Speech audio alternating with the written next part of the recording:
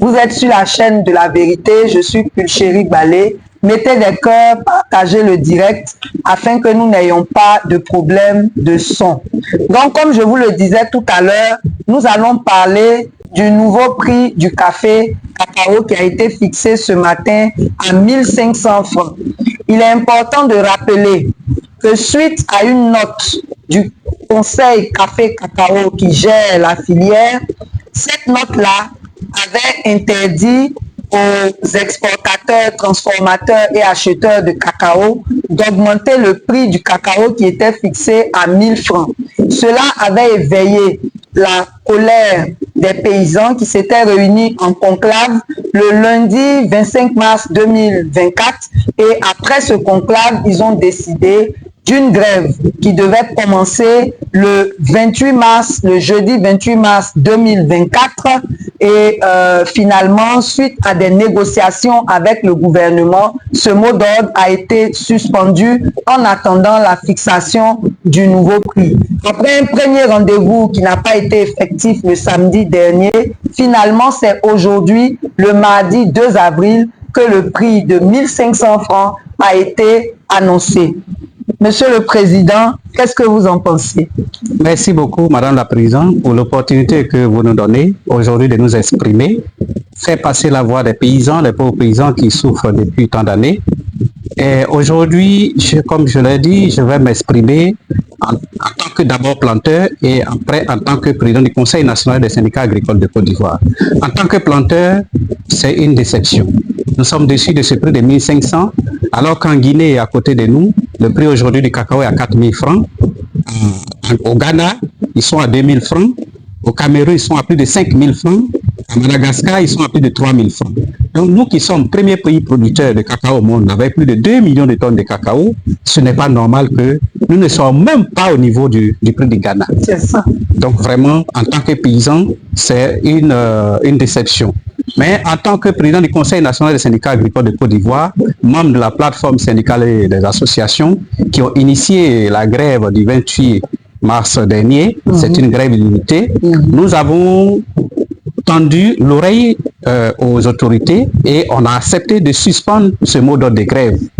Mais vu que le prix a été donné aujourd'hui, nous prenons acte, toutes les organisations, à savoir le SYNAPSI, la NAPROSI et le CONASASI, nous prenons acte et nous convoquons une assise. Non, attendez. Dites-nous d'abord si vous avez été associé à la fixation de ce prix. Malheureusement, nous n'avons pas été associés à la fixation de ce prix. Les images vous le démontreront, puisque nous n'étions pas à l'annonce de ce prix. Parce que d'abord, on ne sait pas quels sont les paramètres qui ont motivé ce prix. Parce que le prix, certes le prix, mais il y a ce qu'on appelle le différentiel ramassage. Qu'est-ce que c'est? Le différentiel ramassage, c'est une marge qui est dégagée pour permettre à tous les opérateurs, les intermédiaires qui vont chercher le cacao en brousse, pour leur permettre de mieux collecter et mieux acheminer vers les deux ports. Et c'est ce différentiel de prix-là qui n'a pas évolué depuis 10 ans, alors que le carburant a été augmenté plus de 100 francs au litre. Mais si le différentiel-là n'augmente pas, ça sous-entend que même le prix qui a été fixé, ce n'est pas évident que ce soit respecté. Parce il est à combien actuellement le différentiel? Le différentiel, il est à 80 francs. Oh, 80 francs. Et donc vous souhaitez qu'il augmente? Nous souhaiterons que le différentiel soit au moins 200 francs au kilogramme. Mais il faut que d'abord le paysan puisse percevoir au moins un prix qui est égal effectivement à 60% du prix CAF. Or, le prix CAF est aujourd'hui à plus de 5 000 francs CFA. Donc, à plus de 5 000 francs CFA, les 60% doivent nous amener au moins autour de 3 000, 3 500 francs le kilogramme. Et c'est malgré ça, vous allez demander 2500. Exactement, parce que nous sommes des patriotes. Les paysans ivoiriens est le premier patriote de Côte d'Ivoire, puisque nous savons que nous soutenons l'État de Côte d'Ivoire. On ne peut pas demander tout à l'État. Donc, on a espéré obtenir au moins 2500 francs. Mais malheureusement, bon, toutes les organisations, nous allons nous retrouver pour aviser. D'accord. Donc, malheureusement, le prix est à 1500 francs et ils n'ont pas précisé le différentiel. Donc, ça suppose que ça reste à 80 francs. Exactement. Ok, d'accord. Maintenant, en dehors du prix, les paysans avaient d'autres revendications. Il est important que on vous les rappelle à travers le président. Donc, président, dites-nous quelles étaient les autres revendications en dehors du prix. En dehors du prix, ça veut dire que le prix, c'était un pan de revendications. Il y avait trois principales revendications. La première revendication, c'était la relecture des textes qui régissent le Conseil Café Cacao, la gestion de la filière Café Cacao. Et c'est dans ça que se trouve le mode de fixation du prix. Il faut relire ces textes-là pour permettre qu'à l'avenir, le prix qui sera fixé sur les bourses de Londres puisse profiter au maximum aux paysans de Côte d'Ivoire. Ça, c'est le premier point. Le deuxième point, nous avons demandé le bilan de la gestion de la filière Café Cacao. Ça fait pratiquement plus de 10 ans aujourd'hui que la filière Café Cacao est gérée par le Conseil Café Cacao. Il s'agit de l'épargne des paysans. Et cette épargne des paysans, il faut qu'on nous dise, c'est géré comment, ça a fait quoi, ça n'a pas fait quoi, puisque aujourd'hui, toutes les pistes villageoises sont complètement dégradées, alors que ça faisait partie des prérogatives du Conseil Café Cacao. Et malheureusement, on a des difficultés pour évacuer le cacao et le café aujourd'hui. Donc, nous voulons qu'on nous fasse le bilan de la gestion de la filière Café Cacao. Ce qui est tout à fait normal. Voilà. Puisque c'est votre épargne gère. Exactement. Et le troisième point, c'est que le Conseil Café Cacao ayant démontré toutes ses limites, nous souhaiterons que la gestion de la filière Café Cacao revienne aux acteurs, aux producteurs, aux paysans que nous sommes, voilà, aux sachants, voilà, pour qu'on puisse défendre vos intérêts. Voilà. D'accord. Donc vous voyez bien que le prix n'est qu'un petit pan des revendications des paysans qui souhaiteraient gérer eux-mêmes la filière Café Cacao. Et donc, on espère que le gouvernement aura une oreille attentive pour éviter que les choses ne dégénèrent. Donc, qu'est-ce que vous avez l'intention de faire maintenant, après la fixation de ce prix-là? Après la fixation de ce prix, nous avons lancé un appel à tous nos délégués de base, les délégués régionaux, départementaux, sous-préfectoraux et villageois, de nous rejoindre tous. Le Conseil national des syndicats agricoles de Côte d'Ivoire, le CONASASI, le SYNAPSI et la NAPROSI, tous les délégués sont concernés. Nous devons nous retrouver tous à Daloa le 12 avril prochain pour statuer et décider de la conduite à tenir. Ok. Donc l'appel est lancé. Tous les paysans, qu'ils soient dans les syndicats ou pas, sont invités à ce conclave, mais particulièrement les délégués syndicaux des différentes fêtières qui existent pour décider de la conduite à tenir suite à ce prix-là qui n'est pas satisfaisant pour les paysans. Il est dérisoire pour un pays qui est premier producteur mondial et c'est nous qui avons le prix le plus bas. Ça, c'est vraiment pas normal. Donc, nous apportons tout notre soutien aux paysans et nous espérons que tous les Ivoiriens soutiendront aussi les paysans.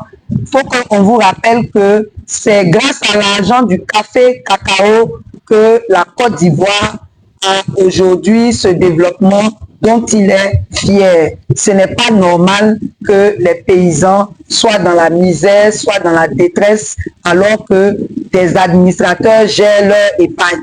Ça, vraiment, c'est pas normal. Il faut que les choses rentrent dans l'ordre. Donc, vraiment, partagez au maximum cette vidéo et sensibiliser autour de vous. Ceux qui connaissent le ministre de l'Agriculture, tous ceux qui sont dans le Conseil Café Cacao, en tout cas, trouver une solution et gérer la filière avec les paysans, c'est très important. Et ça, là, c'est un problème qui est général à tous les secteurs d'activité. Les gens s'asseyent dans le ministère, ils prennent des décisions sans associer les acteurs et ça crée toujours des problèmes. Il faut changer cette façon de faire. Le développement, là, en principe, il est participatif. Voilà. Donc, vraiment, Président, merci beaucoup. Merci beaucoup. Beaucoup de courage. Merci Nous beaucoup. serons avec vous le 12. Merci beaucoup. Et puis, on va continuer d'informer le public. Merci beaucoup. Bon courage et puis on salue tout le monde. Merci bien et bonne émission à vous. Merci. Bien des choses à Merci tout. beaucoup. Allez.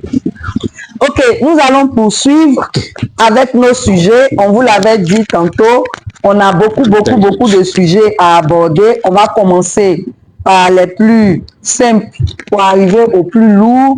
Et donc, après avoir parlé de la situation de nos parents paysans qui sont lésés dans la fixation du prix du cacao, vous-même, vous avez pu le constater aujourd'hui. Toutes les filières se plaignent de la mévente des produits. C'est pas seulement le cacao. Mais pour le cacao, là, on est premier producteur mondial. Vous-même, vous avez entendu. Ghana tout près là, la 2000, Guinée 4000, et puis c'est chez nous ici qu'on reste à 1500. Vraiment, il y a un problème, il y a un problème, il y a un sérieux problème, et il faut que nos autorités le saisissent.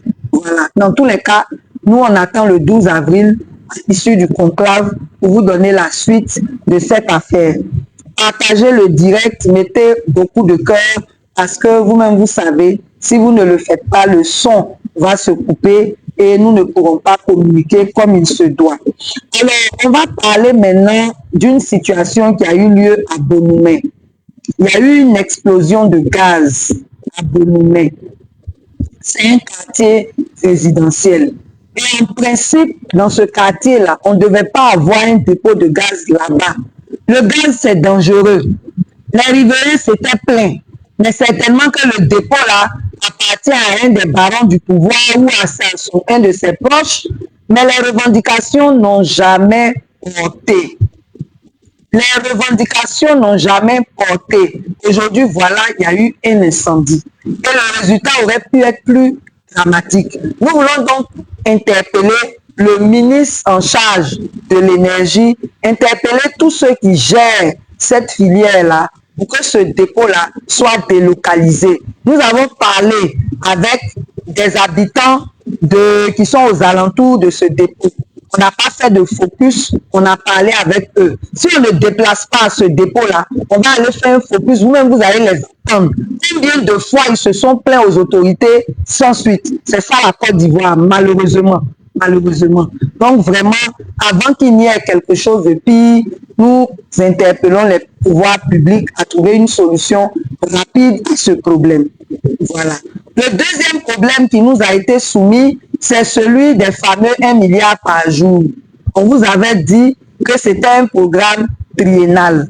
2023 n'était que la première année. Ça veut dire que cette année encore, ça se poursuit. Et nous avons reçu des plaintes sur les conditions d'octroi des fonds pour l'entrepreneuriat.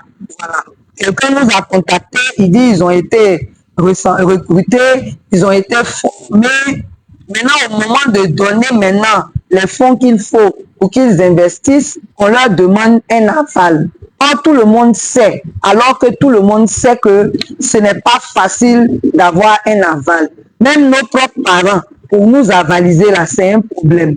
Déjà, ils ont toutes les garanties, les autres garanties, ils ont les pièces d'identité des postulants, ils ont la localisation de leur domicile, les contacts de leurs proches. En tout cas, si l'État veut vraiment aider les jeunes, cette affaire d'aval-là, c'est ce qui a toujours bloqué l'entrepreneuriat. Il faut trouver d'autres formules, mais en tout cas, les jeunes sont désemparés parce que la plupart n'arrivent pas à trouver ces avals. Et c'est pour ça que normalement, l'agence emploi jeune devait être cette garantie-là pour ces jeunes-là. Voilà, il faut que l'État lui-même les avalise. Sinon, c'est compliqué. Voilà. Donc, on voulait signaler ça.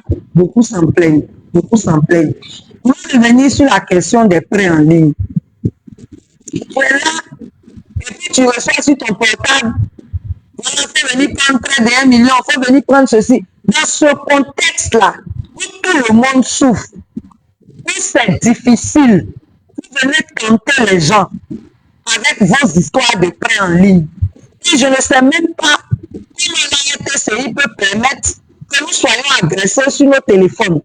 Nous autres, on ne cède pas, mais ce n'est pas tout le monde qui peut résister à tout ça. Même si nous recevons ça sur nos téléphones, ça veut dire que le gouvernement est d'accord pour que cette activité se fasse. Sinon, on n'allait pas recevoir ça. Maintenant que les gens font leurs propositions là, ce qu'ils disent, après, ce n'est plus ce qu'ils respectent. Donc, je vais parler à tous ceux qui ont pris des prêts en ligne. Tenez-vous-en à ce qui a été dit au début. Si on t'a dit que tu payes 10%, tu t'arrêtes à ça. Tu rembourses ce que tu as pris avec les 10% et rien d'autre.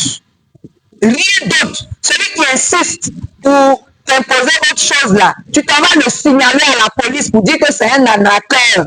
Regardez les numéros de tous ceux qui vous menacent et puis vous-même là, allez porter plainte contre eux. Parce que ce n'était pas ça le contrat de départ.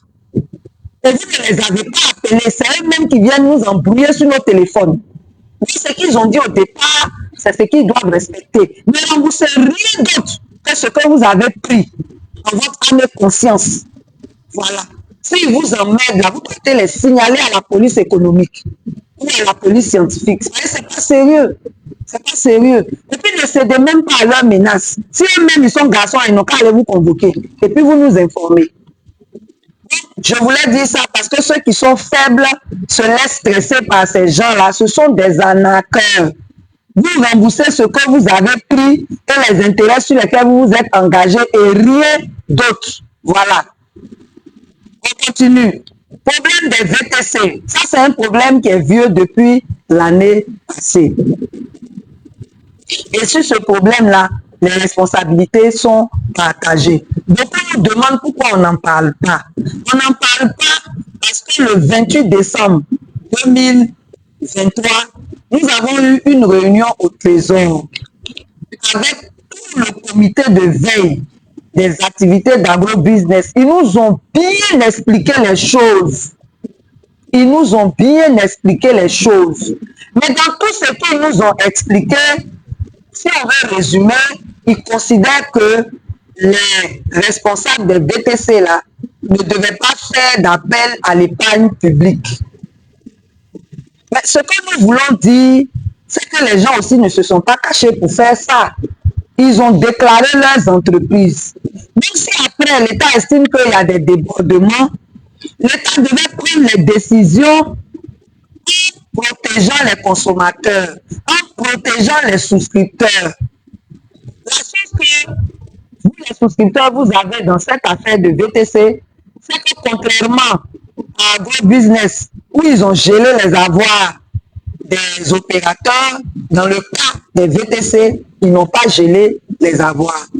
Donc, il y a des entreprises qui ont respecté leurs engagements. Et puis, il y a des entreprises qui n'ont pas respecté leurs engagements. Mais il y a plusieurs problèmes. Le premier, comme on le disait, c'était que l'État n'a pas pris les garanties pour protéger les souscripteurs. Ils ont suspendu les nouvelles souscriptions. Ils ont demandé aux opérateurs de payer le RSI. S'être assis avec ces opérateurs et avec les souscripteurs pour voir qu'est-ce qui est réaliste, qu'est-ce qui est faisable. Donc, finalement, les opérateurs sont coincés parce que dans leur système, ils ont pris en compte les nouvelles souscriptions qui ont été fermées. Du coup, il y a une source qui ne rentre plus. Les caisses ne sont plus renflouées. Il ne leur reste que l'exploitation des taxis existants. Quand il y a des taxis qui sont en panne, du coup, ils sont dans des problèmes. Ils sont dans l'incapacité de payer les RSI. Ce qui fait qu'ils demandent aux gens de résilier et ils vous remboursent l'argent avec un pourcentage. Le problème des souscripteurs, c'est lequel? Si quelqu'un avait son argent à la maison et puis il a pris pour mettre dedans et puis on lui propose ça, il n'y a pas de problème. Mais il y en a qui se sont endettés auprès des banques pour pouvoir souscrire. Du coup, ils sont embêtés parce qu'ils comptaient sur les RSI pour rembourser la banque et puis avoir eux-mêmes quelque chose. Finalement, ce n'est plus possible. La banque continue de les couper, pendant que de l'autre côté, on ne paye plus les RSI. Donc, beaucoup sont pris à la gorge et ils ne savent pas comment faire. La première chose que nous voulons dire, c'est qu'il faut que les souscripteurs soient solidaires. Votre manque de solidarité, là, c'est le premier problème. Il y a un groupe ici, il y a un groupe là-bas, on dit problème de leadership. Quand on a payé ceux qui sont à la tête, ils se calment, ils s'en vont, d'autres groupes se constituent. Ça ne vous arrange pas. C'est le premier problème que vous avez. Et au niveau des opérateurs aussi, il y en a qui sont de bonne foi, il y en a qui ne sont pas de bonne foi. Et ça, nous, on n'y peut rien. On ne peut que parler de ça. Vous avez vu récemment ce que la FECI a fait avec KDS. Dans le pays là, où on est là, c'est la force qui règle les choses. Et c'est pour ça que vous devez être solidaire. Si vous n'êtes pas solidaire, vous ne pouvez pas revendiquer comme il se devra et vous allez perdre. Il y a des opérateurs même qui ont carrément disparu. Il y a des opérateurs qui ont carrément disparu. Donc là-dessus, nous, on n'a pas de solution, mais on va vous revenir. On avait commencé avant les fêtes à parler aux opérateurs. Ce dialogue-là a été rompu. On va essayer de le renouer. Si ça marche, ça sera tant mieux pour vous. Si ça ne marche pas, ça voudra dire qu'ils n'ont rien envie de faire. Donc, on va les relancer et puis on viendra vous rendre compte. Dans tous les cas, ce qu'on peut vous conseiller là, c'est d'être solidaire. Voilà. Donc, vraiment, il y a quoi à vous, il y a quoi à vous, et réfléchissons tous aux solutions qu'on pourrait trouver. Le mardi dernier, il y a l'ONG Croix Ivoire qui est venue nous offrir des dispositifs sanitaires. Comme je ne suis pas du domaine médical, je ne peux pas vous donner la liste de tout ce qu'on a reçu, mais je sais qu'il y a des perfuseurs, il y a des trucs pour les asthmatiques, en tout cas, il y a beaucoup de choses.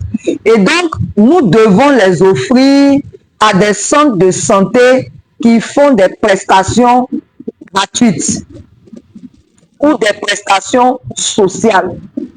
Donc, nous allons chercher à en contacter. Si vous en connaissez, vous nous informez, on va aller vérifier et puis on va leur offrir cela afin que ça puisse vraiment servir aux plus démunis. Voilà. Donc, si vous avez une information d'un centre de santé ou d'une ONG qui soigne les gens ou d'un hôpital qui fait du social, vous nous informez au 07 47 45 11 45 et nous allons venir visiter et puis nous allons faire ce don-là. En tout cas, merci à l'ONG Croix Ivoire et à sa présidente, la sœur Marie-Justine Bagnon sur Facebook. Mais donc, je ne vais pas dire son vrai nom parce que ça, c'est pas son vrai nom. Et donc, vraiment, merci à elle, merci à tous ceux qui ont le cœur de penser aux autres. Que Dieu vous bénisse, qu'il vous le rende à vous et à votre descendance. Voilà. Cette semaine, nous avons rendu 2 visites majeures qui ont fait couler beaucoup d'encre. Donc, on veut vraiment faire quelques précisions ici. Parce que vous êtes dans vos salons, mais il y en a parmi vous là qui aiment parler de ce qu'ils ne maîtrisent pas. Donc, je veux préciser les choses. La première visite que nous avons rendue était au ministre Charles Blé Goudé. Quand j'étais en prison, la première fois, toute l'opposition m'avait soutenu. Et le ministre Charles Blé Goudé, malgré sa détention à La Haye, a trouvé le moyen de me contacter et a trouvé le moyen de venir faire des dons pendant que nous étions en prison. Et il a fait plusieurs fois des dons très importants que nous avons partagés avec nos co-détenus. Et quand nous sommes sortis, dans le cadre des remerciements, nous sommes passés au COGEP, mais il n'était pas encore libéré. Et au moment où il a été libéré et qu'il est rentré en Côte d'Ivoire, moi j'étais dans ma seconde détention, ma seconde incarcération. Donc je n'étais pas là pour l'accueillir. C'est tout à fait normal que j'aille vers lui pour lui dire merci par rapport à ce qu'il a fait pour moi et pour lui souhaiter aussi la bienvenue. Parce que je fais partie de ceux qui pensent que la réconciliation, là, c'est une affaire de tous les Ivoiriens. Qu'ils aient joué un rôle ou pas dans les crises que nous avons connues, chacun doit apporter sa part pour la réconciliation. Particulièrement ceux qui ont des partisans. Et donc, nous avons été très heureux du retour du président Laurent Gbagbo, du retour du ministre Charles Blé Goudé. Il reste maintenant le premier ministre Soro Guillaume. Il faut qu'il rentre. Et les gens n'ont pas honte de dire qu'on est déjà réconciliés. Jusqu'à même, ils savent supprimer le ministère de la réconciliation. Mais ils se blaguent eux-mêmes. Si nous, là, on sait, comme on dit qu'en Côte d'Ivoire, ici, il y a 2 mondes, on peut le comprendre. Si nous, dans notre monde, là, on sait que la réconciliation, là, elle n'est pas encore effective. Elle n'est pas encore effective parce que tous les fils du pays ne sont pas encore là. Le président Guillaume Soro est contraire à l'exil, ce qui est contraire à notre constitution. Mais malheureusement, là, nous, on est spécialisés dans les violations constitutionnelles. Comme ça aussi, là, on est habitué. On ne peut pas dire qu'on est réconcilié. On n'est pas réconcilié parce qu'il y a toujours 2 poids, 2 mesures. Quand on a nommé les Mangou ambassadeurs, ils sont en train de travailler pour l'État de Côte d'Ivoire comme s'ils n'étaient pas des acteurs de la crise. On a amnistié Madame Simone Evé Gbagbo, on a gracié le président Laurent Gbagbo lui-même. Récemment, on a gracié Dogo Blé, les autres. C'est 20 ans de Charles Blé Goudela qui est toujours sur sa tête. On appelle ça 2 poids 2 mesures. Le président Gbagbo même qui est l'acteur principal est gracié. Et puis Blé Goudé n'est pas gracié. Quel intérêt on a à maintenir les 20 ans là sur lui? Vous n'avez même pas honte. Moi, ça me fait pitié, quoi. C'est quoi tout ça là? Il ne peut pas avoir de compte bancaire. Vous avez quel problème? Vous avez quel problème? Si vous êtes sûr que vous êtes majoritaire dans le pays là, laissez les gens libres de mener leurs activités politiques. Et puis c'est nous, le peuple là, qui décidons de qui on veut. C'est tout, c'est pas compliqué. On est assis ici, là. On attend que le président, le premier ministre Charles Blé Goudé soit gracié. Mais quand vous graciez aussi, Guillaume Soro, graciez-le. Graciez-le dans la balance tout ce qu'on a reproché à ce que vous avez gracié là. Qu'est-ce que les deux là ont fait de moins pour que, de plus plutôt, pour qu'ils soient toujours dans une situation comme celle-là? Dire qu'il y a la réconciliation en Côte d'Ivoire. Quelle réconciliation? Vraiment, c'est dommage, hein, c'est dommage.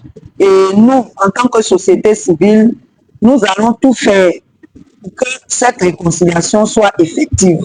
Et la première chose, c'est de revendiquer le droit pour tout le monde.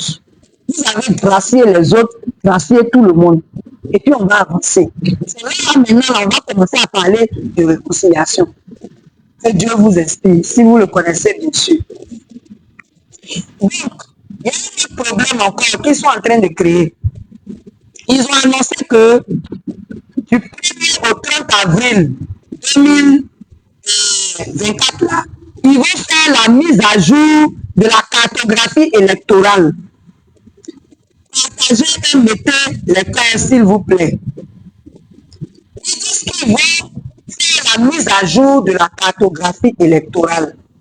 Est-ce que chez eux, cartographie électorale équivaut à découpage électoral? On n'en sait rien. Parce que quand ils font leurs choses, ils n'informent pas les gens. Eux seuls, ils s'asseyent, ils prennent leurs décisions, ils viennent, ils annoncent. C'est quand on bavade, ils commencent à faire des précisions. Mais on vous demande, est-ce que cartographie électorale, là, c'est la même chose avec découpage électoral?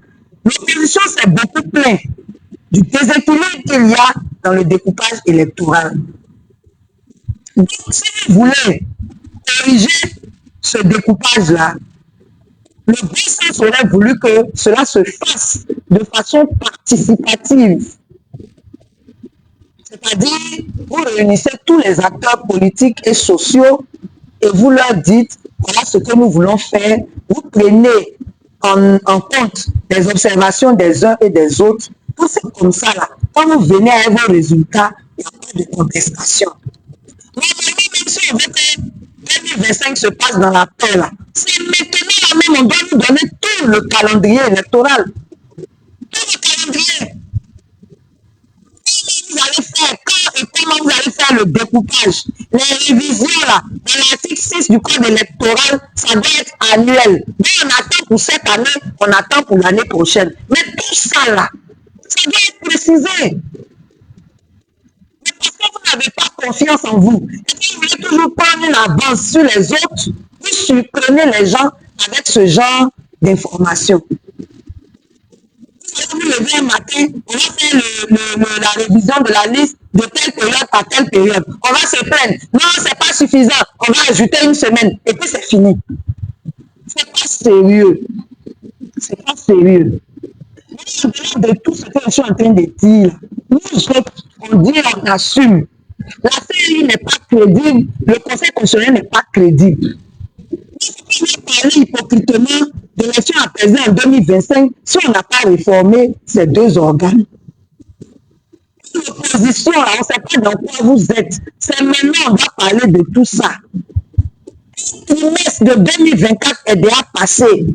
C'est maintenant qu'on doit parler de toutes ces questions. Et les élections en 2024, quand on va en 2025, c'est pour parler d'autres choses. jusqu'à 2 mois des élections, ils vont venir à leur comédie de dialogue politique, venir vous imposer tout, et puis voilà encore. Il y a quel problème? Aujourd'hui, on se connaît dans le pays. Tout ce qui se passe dans le passé, là, ça ne vous sert pas de leçon. C'est vous toujours, vous êtes dans la stratégie qu'on ne comprend pas. Après, on ne voit pas le résultat des stratégies. Là. On est dans les mêmes choses. En tout cas, nous, notre rôle, parce qu'on veut la paix pour le peuple, c'est de vous interpeller, vous tous, là. Pouvoir, opposition, c'est de vous interpeller. Si le pouvoir est vraiment de bonne foi, avant la fin du premier semestre 2024, là, vous avez donné tout le calendrier. Vous avez appelé l'opposition pour en discuter. Vous avez un calendrier consensuel. Et puis nous tous on marche dessus et puis on s'en va. Vous aussi, l'opposition, là, vous êtes toujours assis, vous attendez qu'on vous appelle. Mais si vous pouvez l'appeler aussi, c'est quoi le problème? Vous êtes dans votre division, en train de vous auto-détruire. Vous ne pensez même pas au peuple. C'est pour ça que nous, on a dit qu'en 2026, là, on va aller à l'hémicycle. Parce que vous ne vous occupez pas du peuple. Les problèmes du peuple, là, vous êtes assis. Et puis c'est Assalé Témoko seul qui parle. Ça me permet d'en arriver à ma deuxième visite cette semaine. Samedi passé, nous sommes allés à Tia-Salé pour saluer le député Assalé Témoko, le seul député de ce pays. Le seul qui a comportement de député. Le seul qui mérite qu'on prenne notre argent pour le payer.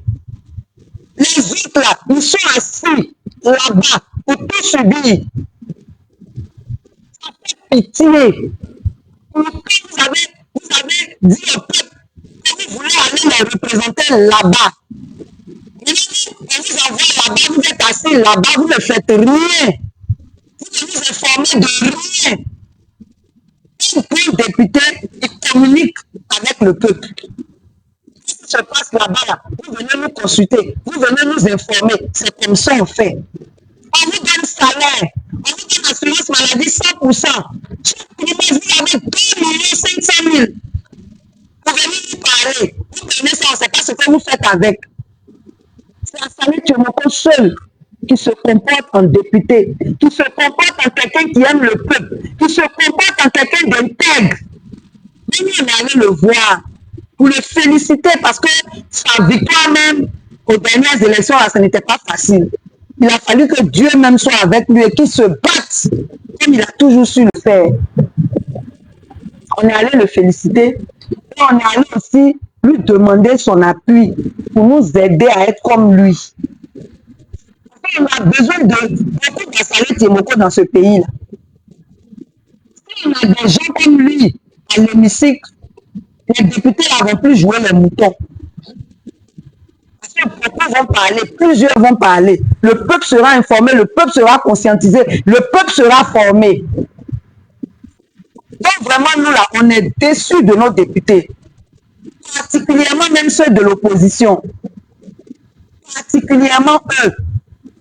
Donc on annonce déjà même à nos membres qu'on a obtenu du député Assalé qui va venir former les membres de ACI en mai sur le rôle du député et sur les stratégies pour gagner une élection quand on n'a pas détourné des milliards.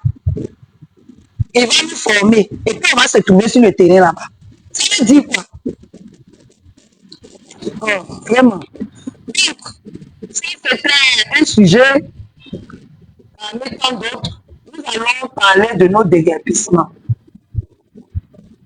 Après des déguerpissements, là, beaucoup regardent et puis ils pensent que ça ne concerne que les autres. Il y en a qui poussent la méchanceté à dire qu'ils sont en train de faire ça à leurs propres partisans. Mais vous vous trompez et puis sortez des émotions. Dans tous les quartiers, là, il y a tout le monde là-bas. Il y a toutes les nationalités, il y a toutes les obédiences politiques, il y a toutes les ethnies. Si vous n'avez rien à dire, taisez-vous. On est en train de parler de l'être humain. On est en train de parler de la dignité humaine. On n'est pas en train de parler d'autre chose. On est en train de parler de familles qui sont en train d'être détruites. La famille qui est la base de la société, là. On est en train de parler de ça. On est en train de parler d'élèves qui sont mis à la rue, de scolarités qui sont interrompues. On est en train de parler de ça. On est en train de parler d'un gouvernement qui dit qu'il est en train de lutter contre la pauvreté et qui sème la pauvreté, qui sème la mort. C'est de ça qu'on est en train de parler. On est en train de parler de pouvoirs publics qui n'ont pas envie de mentir à la télévision. C'est de ça qu'on est en train de parler. On dit quartier précaire. Demandez-leur de vous définir c'est quoi un quartier précaire. Par rapport à quoi un quartier est précaire? Moi, je vais vous répondre. Quand on dit quartier précaire, là, il y a deux choses. La première, c'est que les maisons dans ce quartier sont construites avec des matériaux précaires. Quand on dit matériaux précaires, là, ça veut dire que ce n'est pas des maisons en dur, ce n'est pas des maisons avec du ciment. Ce sont des maisons en bois, ce sont des maisons en sachet, ce sont des maisons avec du plastique, en matériaux précaires. C'est ça. Maintenant, en dehors des maisons, il y a la viabilisation du quartier. Est-ce que le quartier où les gens sont est loti? S'il n'est pas loti, c'est un quartier précaire. Parce que aucune commodité n'a été réunie pour que ce quartier-là satisfasse tous les besoins des populations qui sont là. Il n'y a pas de route, il n'y a pas l'eau courante, il n'y a pas d'électricité, il n'y a pas d'infrastructure sociale de base. C'est pas loti. Parce que quand les gens viennent vous présenter comme quartier précaire, là, les gens ont des papiers là. Papiers là, c'est l'administration qui signe. Et si on n'est pas loti, l'administration ne peut pas signer papier pour donner à quelqu'un. Il y a des gens qui ont des ACD là-bas. Mais ce qu'ils sont en train de faire là, ils n'ont qu'à nous dire la vérité dessus. Si c'est une affaire de dire que c'est quartier précaire, Cité Kestam n'est pas un quartier précaire. C'est une cité qui a été construite depuis 1997. Il y a 559 maisons, allez voir. On a fait focus dessus. GESCO même n'est pas quartier précaire. Les gens ont accédé à GESCO. Ils ont leur papier. Ils peuvent vous montrer. Dans l'affaire des quartiers précaires, ils n'ont qu'à mettre ça du côté. Maintenant, quand on parle de zones à risque, ce sont des zones où les habitations sont construites dans des zones qui ne devaient pas être constructibles. Soit parce qu'il y a un ravin, soit parce qu'il y a un élément naturel qui menace la stabilité de ces maisons. Maintenant, d'après eux-mêmes, chaque fois qu'il y a les saisons des pluies, il y a une dizaine de personnes qui meurent. Mais si vous n'êtes pas capable de garantir un minimum à ces populations qu'on déplace, mais il faut les laisser là. Chaque année, la nature va tuer 10 personnes plutôt que vous veniez tuer des milliers de personnes. Vous venez détruire des scolarités, vous venez détruire, faire pire que la nature. C'est de ça qu'on parle. C'est de ça qu'on parle. Il y a des gens qui ont des papiers. Il y a des gens qui ne sont pas dans le quartier précaire. Il n'y a pas d'inondation dans leur quartier. Et puis on vient, on casse. Ils ne sont pas au bord d'un ravin. Et puis on vient, on casse. Mais même ceux qui sont dans ces conditions-là, ils ont bâti leur vie là. C'est la complicité de l'administration qui sont là. Ils qui payent un peu foncier. Vous ne pouvez pas venir détruire la vie des gens avec des prétextes fallacieux et avec des mensonges. Maintenant, on se plaît, vous définissez des mesures. Si vous ne voulez rien faire, vous dites que vous ne voulez rien faire, vous n'êtes pas obligé. Mais quand vous définissez des mesures qui n'ont pas de sens, vous vous ridiculisez. Parce que ce n'est pas possible. On ne peut pas donner 250 000 à quelqu'un pour se relever dans Abidjan. On dit qu'on veut détruire les quartiers précaires. Il n'a pas à habiter dans quel quartier si ce n'est pas quartier précaire. Avec 250 000.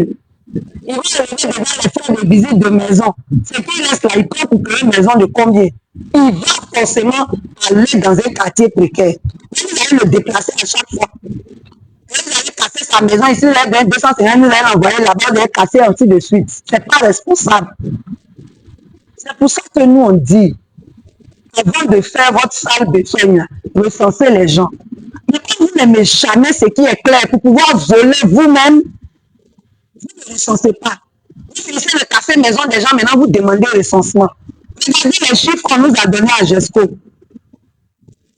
On dit qu'on a payé, parce qu'ils ont commencé le jeudi, ils sont venus à leur folklore. 3 ministres sont allés sur à la locodrome de Yopougon pour lancer le paiement des 250 000. Il y avait le ministre Mamadou Toué, le ministre Amadou Koulibaly et la ministre Dogo Belmonde. Les trois là sont partis parler aux gens pour leur dire des choses. Il se trouve que les listes sont biaisées. Et ça, c'était prévisible. Ceux qui sont responsables de déguerpis qu'on connaît là, on n'a pas pris les listes. Je vous dis, on dit qu'on a indemnisé 1402 personnes, dont 1199 locataires et 203 propriétaires. 203 propriétaires. 203 propriétaires. Selon le recensement dont nous disposons là, à GESCO là, là nous avons cassé là, il n'y a même pas 120 propriétaires. Il n'y a même pas 120 propriétaires. On nous a fait le point de 112 avec les noms. Et puis, il y en a qui étaient partis, qui viennent en complète là. Ça fait même pas 120. Vos 203 propriétaires là, vous les avez enlevés où? Mais c'est les propriétaires qui doivent donner le nom de leurs locataires puisque vous n'avez pas fait de recensement. Oui, les 1199 locataires là, vous les avez enlevés où? Nous, on nous a dit sur le terrain. Et vous allez voir, le focus va sortir d'ici demain matin. Les populations elles-mêmes témoignent. Il y a des gens qui sont dans d'autres quartiers, ils ne sont même pas touchés, ils sont venus prendre l'argent. C'est eux que vous avez vu à la télé content là. On n'a pas cassé leur maison, on leur a donné l'argent. Pourquoi ils ne vont pas être contents? Ils n'ont pas interrogé les vrais déguerpis. Moi, demain, je vais vous publier focus à les vrais déguerpis. Vous allez entendre ce qu'ils vont dire. Il y a un problème dans ce pays-là. On crée des problèmes. Et puis, on fait comme si on vient sauver les gens. C'est ce qu'on appelle pompier pyromane. Ceux qui ne comprennent pas français là. Pyromane, c'est celui qui aime mettre le feu aux choses. Pompier, c'est celui qui éteint le feu. Donc, quand tu as à la fois pompier et pyromane, ça veut dire que toi-même tu mets le feu, toi-même tu fais semblant de venir éteindre. C'est dans ce rôle-là que l'État de Côte d'Ivoire s'est inscrit. Mais ça fait pitié, ça c'est pas le rôle d'un gouvernement, ça. Vous êtes méchant. Le mot méchant là-même là, c'est petit. Vous êtes sorcier. Mais Dieu, la Bible dit il est là à la colère. Il va vous frapper un jour. Parce que ce que vous faites là, on ne fait pas ça. C'est plus que la guerre. Et quand on vient, on casse tout. Il ne s'attend pas à ça. Il pleure, ce n'est pas votre problème. Et puis, vous recommencez ailleurs. Vous dites qu'ils ont foutu de leur souffrance, de leur pleurs. Vous continuez. Si nous n'avons pas parlé là, ils avaient prévu une semaine pour 176 quartiers. Maintenant qu'on parle, c'est chaque week-end, il faut un peu. Vous êtes méchants, vous êtes sorciers. Vous allez trouver Dieu sur votre route. C'est moi qui vous dis ça. C'est quoi? C'est quoi? Vous êtes dans le gouvernement, là, vous faites des plans pour détruire des vies. Des plans pour détruire des scolarités. Vous faites des plans pour mettre des gens dans la pauvreté. Tous on vous voit et puis Dieu vous voit. Même si vous êtes dans votre monde, nous là, on est dans le nôtre, mais c'est longue vie seulement, on demande à Dieu. Donc les amis, c'était pour vous dire que ces mesures-là sont dérisoires. Non seulement c'est dérisoire, c'est mal appliqué. En tout cas, je vous invite à vous attendre. D'ici demain, on va publier le focus. Vous-même, vous allez entendre ce que les gens disent. Pour terminer, nous allons passer aux annonces de ACI. Tout à l'heure, vous allez avoir aussi un focus sur la question, mais nous voulons lancer un appel. Un appel à tous ceux qui estiment que ce que nous faisons est bien. Vous me voyez là, je n'ai plus de travail et celui qui va se tromper pour m'embaucher, il aura des problèmes. Alors qu'on a besoin d'argent pour travailler. Et nos cotisations ne sont pas suffisantes. Si vous aimez le travail que nous faisons, nous voulons vous inviter à vous engager sur un an. À partir de fin avril jusqu'à fin mars 2025, nous voulons des Ivoiriens qui vont s'engager pour le peuple. Parce que nous, on a besoin d'aller sur le terrain pour parler à ceux qui sont dans les villages, pour parler à ceux qui sont dans les campements, dans les villes de l'intérieur, pour leur dire sur quelle base on vote quelqu'un. On a pensé que les législatives allaient se faire en 2026. Comme à leur habitude, ils aiment dribbler les champs. Allez, tu me crois à parler, on a su que ça va se faire en 2025. Et en 2025, là, il y aura présidentielle et puis il y aura législative. On veut aller vers les Ivoiriens, non seulement pour leur dire que les prochaines législatives, là, la société civile aura des candidats. Ces indépendants qu'on achète après, là, je ne parle pas des prostituées, j'ai dit, la société civile aura ses candidats. Pour faire comme Assalé Temoko fait là, on aura nos candidats. Donc on lance cette opération pour que ceux qui comprennent ce que nous faisons, ceux qui soutiennent ce que nous faisons, prennent un engagement pour nous aider de façon efficace et pérenne. Parce que si sur un an, nous, on a les moyens d'aller en mission tous les mois, vous allez voir le résultat.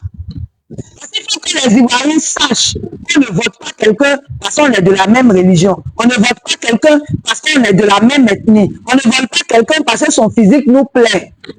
On vote quelqu'un par rapport à ses propositions pour nous-mêmes notre bien. Vous prenez les riz, les huiles, les pailles, on vous donne les t-shirts. Et à cause de t-shirts, tu vas confier ton avenir à quelqu'un.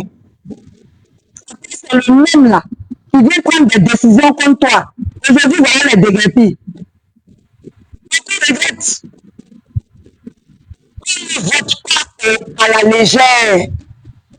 On vote la personne que tu penses qu'il peut t'aider à changer ta vie dans le bon sens. On ne vote pas les menteurs, on ne vote pas les voleurs, on ne vote pas les trompeurs, on ne vote pas les gens qui sont toujours dans la ruse. On vote des gens de confiance, des gens qui sont propres, des gens qui veulent vraiment transformer la société. Nous, on doit aller vers les gens pour leur dire ça. Prenez les cadeaux. Cadeaux, là, on ne demande pas, non, on prend. Mais quand tu es dans l'une, face à ta confiance, là, tu choisis qui est en accord avec ce que tu veux pour ta vie, avec ce que tu veux pour ton pays. Nous, on a besoin de faire cette campagne de sensibilisation et d'éveil de conscience. Même ceux qui n'ont pas notre courage là, donnez-nous les moyens d'aller jusqu'au bout de ce qu'on veut faire.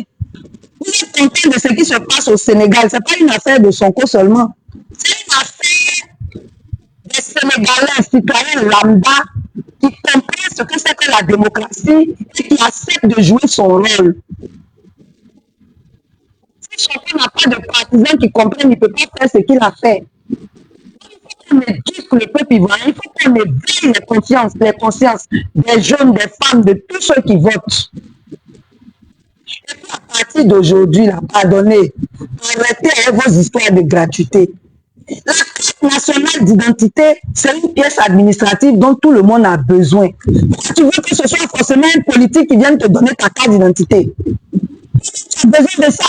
Pour déclarer naissance, pour aller à la banque, pour faire quoi que ce soit. Tu te convoques, c'est la carte d'identité. Vous voulez forcément que ce soit une politique qui vienne acheter carte d'identité pour vous. Pourquoi? Après le carte d'identité, on a payé pour toi 5 000, tu t'en vas confier tout ton avenir à quelqu'un. Et un problème, vous avez un problème. Il faut apprendre à travailler. Il faut apprendre à se respecter. Parce que c'est quand tu te respectes que les autres te respectent. Il faut s'informer. Il faut se cultiver. On dit il y a un écrivain burkinabé qui a rempli une salle de 4000 places pour une simple dédicace. En Côte d'Ivoire, ici, on ne peut pas voir ça. Si on dit venez en parler de qui sont avec qui, vous allez sortir par milliers. Si vous n'avez rien à faire de votre vie, vous allez payer le transport pour ça là. Si vous venez nous écouter, on va payer notre transport. Vous-même, vous ne vous aimez pas. Vous voulez que ce soit les autres qui fassent du bien pour vous. Vous devez changer. Le pays là doit changer. Et pour que le pays change, c'est pour ça qu'on dit que les gens ont les dirigeants qui méritent. Vous êtes comment et puis vous voulez bons dirigeants. Si vous êtes bien, vous aurez de bons dirigeants. Et non seulement vous allez bien choisir, mais les gens seront obligés de bien faire parce qu'ils savent qu'ils ont affaire à des gens de bien. C'est aussi simple que ça. Donc, bref, on lance un appel. C'est toujours le même numéro là que nous donnons. Faites-vous recenser. Tout à l'heure, je vais faire un focus dessus pour insister. Faites-vous recenser. Et chacun selon ses moyens. Moi, je dis, je vais donner 1000 francs à ACI tous les mois. Moi, je dis, je vais donner 10 000. Moi, je dis, je vais donner 100 000. Déjà que 1000 personnes donnent 10 000, là, on est à 10 millions. Il y a combien d'Ivoiriens? On dit, on est devenu 30 000. On est devenu 30 000. La population active, là, c'est au moins 10 millions de personnes. Mais qu'est-ce que vous faites pour votre pays? Qu'est-ce que vous faites pour votre pays? Vous allez rester dans les maquis, les salons pour bavarder seulement? Le changement, là, c'est de l'action. Sans action, il n'y a pas de changement. Donc, aidez-nous à vous aider. Aidez-nous à aider le pays. Aidez-nous.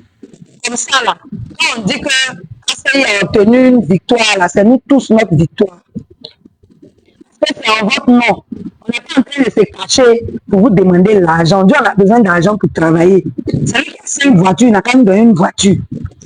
Celui qui a dotation de carburant, il peut dire chaque mois, là, je donne 20 000 francs de carburant à ACI. C'est comme ça qu'on fait.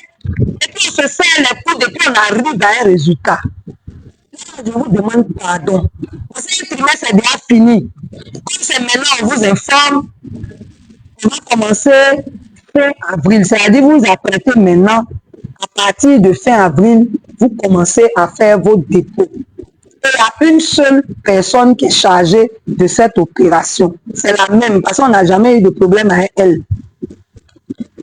Nadège Konan. Son numéro WhatsApp, c'est 05 46 78 55 19.